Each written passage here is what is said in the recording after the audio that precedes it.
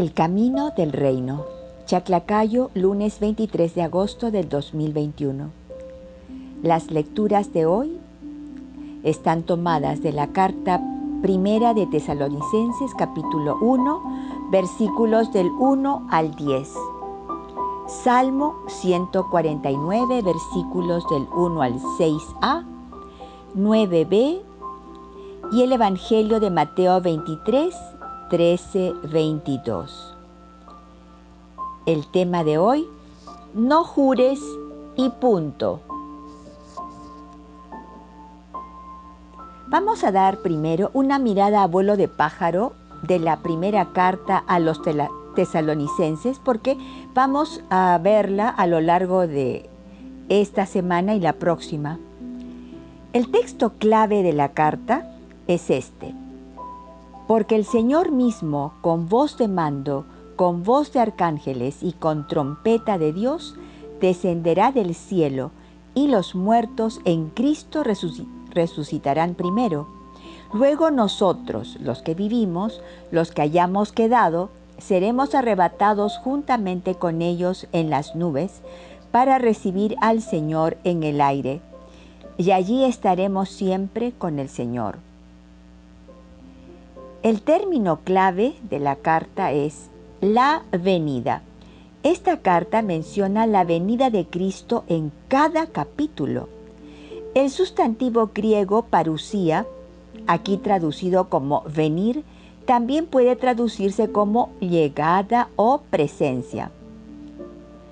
Un resumen en una sola frase de esta carta: independientemente de cuáles sean las dificultades y los sufrimientos que los creyentes experimentan en esta vida, la venida de Cristo es la verdadera esperanza del cristiano. Propósito de la carta. Pablo, al tener que partir de Tesalónica tan abruptamente y antes de lo esperado, Pablo quiso comunicar muchas cosas a estos nuevos creyentes.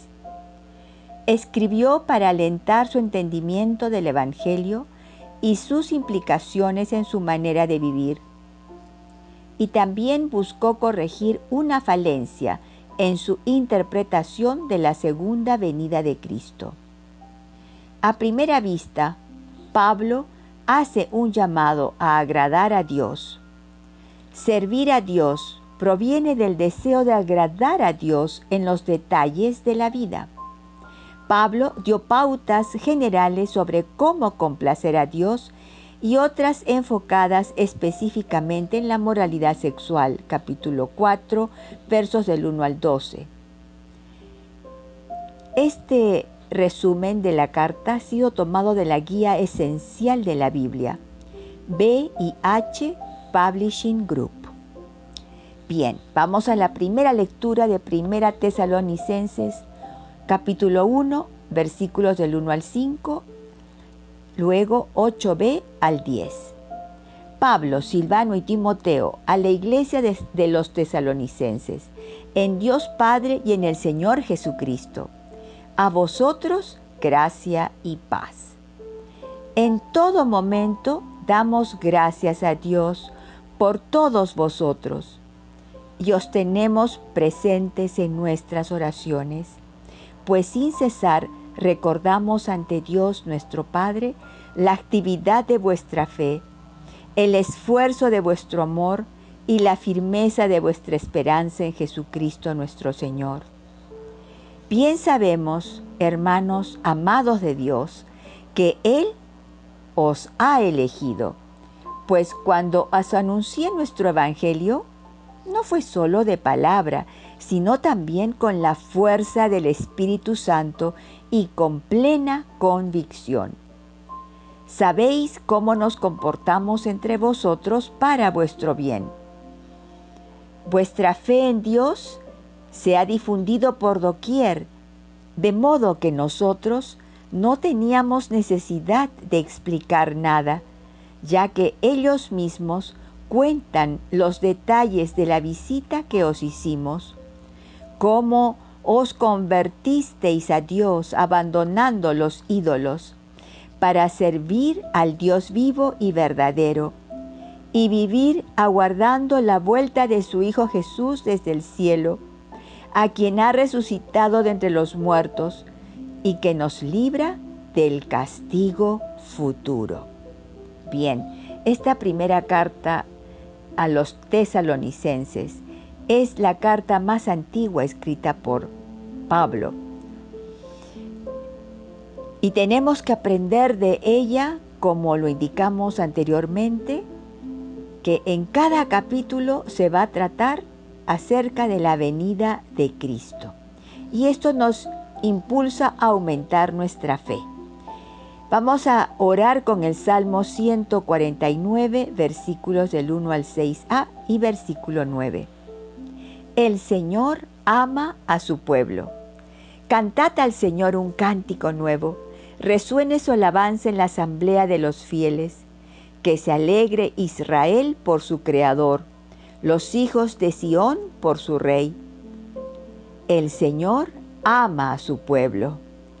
Alabad su nombre con danzas, cantadle con tambores y cítaras, porque el Señor ama a su pueblo y adorna con la victoria a los humildes. El Señor ama a su pueblo. Que los fieles festejen su gloria y canten jubilosos en filas, con vítores a Dios en la boca. Es un honor para todos sus fieles. El Señor ama a su pueblo. El Evangelio, Mateo 23, versículos del 13 al 22. En aquel tiempo Jesús dijo: «Ay de vosotros, escribas y fariseos hipócritas, que cerráis a los hombres el reino de los cielos. Ni entráis vosotros, ni dejáis entrar a los que quieren. Ay de vosotros, escribas y fariseos hipócritas, que viajáis por tierra y mar para ganar a un prosélito, y cuando lo conseguís, lo hacéis digno de la Gehenna, el doble que vosotros. Ay de vosotros, guías ciegos, que decís: jurar por el templo no obliga, jurar por el oro del templo sí obliga. Necios y ciegos, ¿qué es más, el oro o el templo que consagra el oro? O también, jurar por el altar no obliga, jurar por la ofrenda que está en el altar sí obliga. Ciegos, ¿qué es más, la ofrenda o el altar que consagra la ofrenda? Quien jura por el altar, jura por él, y por quien habita en él, y quien jura por el cielo, jura por el trono de Dios, y también por el que está sentado en él. Amigos, ¿no han escuchado? Te lo juro por mi madrecita, o te lo juro por lo que más quiero, o simplemente se dice llanamente, te lo juro, para que les crean. Bueno, ya ves que a Jesús le disgusta que juremos. El que jura es necio y ciego. Por favor, no jures y punto. Otra cosa que le disgusta a Jesús es la hipocresía. La definición del verbo en griego se traduce como uno que responde, un actor. En cuanto a los usos, literalmente es un actor de escenario. Su traducción es hipócrita, engañador, disimulador, alguien que pretende ser lo que no es. Jesús los llama guías ciegos que impiden o cierran la entrada al reino de Dios, pues ni ellos entran ni dejan que los otros entren. El valor de la integridad nos permite erradicar esta mala tendencia a usar el disimulo, el engaño, para esconder los verdaderos sentimientos y pensamientos con respecto a las personas que no deseas que lo sepan. Oremos para que el Espíritu Santo nos ayude a vivir con integridad de pensamiento y de forma de vida. Blanca Foster, Ministerio Yo Amo la Biblia.